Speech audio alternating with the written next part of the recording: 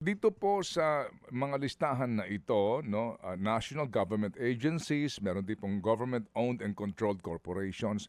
Wala pong LGU dito na naspasama? O iba pong classification yon?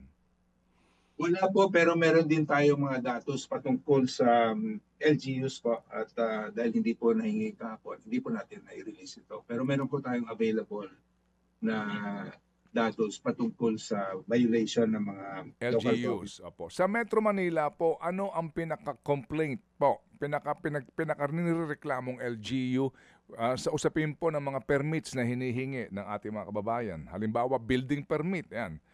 Sa Metro Manila po, ano pong LGU, sir?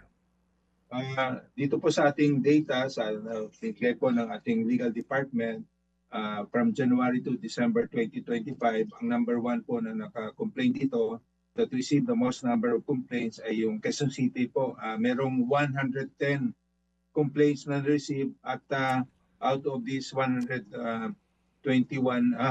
complaints ay isa lang po ang nag-mature into a formal complaint nating ipinasa po sa ating investigation enforcement and litigation office. Ibig sabihin po nito, Opo. that 110 complaints were already resolved by the Okay. local government. Sige po.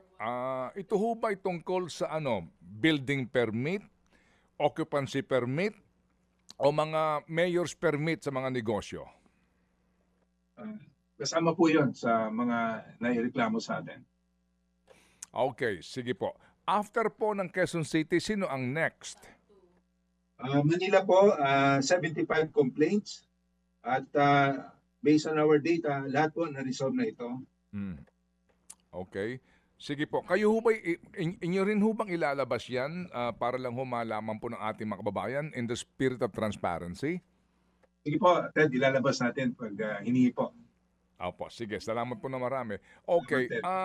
Yung ARTA po, di ho ba, kapag ba kami nag-report sa ARTA, kayo mismo, gaano dapat kabilis umaksyon dito po sa reklamo ng ating mga kababayan concerning po itong mga agencies na to?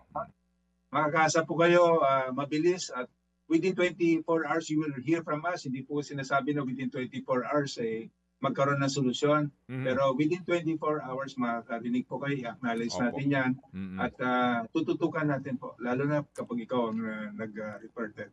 Mga kapatid, patuloy po kayong tumutok sa 105.9 True FM para sa totoong balita, impormasyon, music and entertainment. Mag-subscribe sa aming YouTube channel at podcast at sundan nyo kami sa Facebook, Instagram, X at TikTok sa True Network PH. Bisitahin din po ang aming official website, truefm.ph.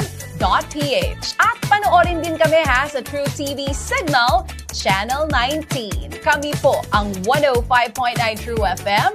Laging true sa'yo, kapatid.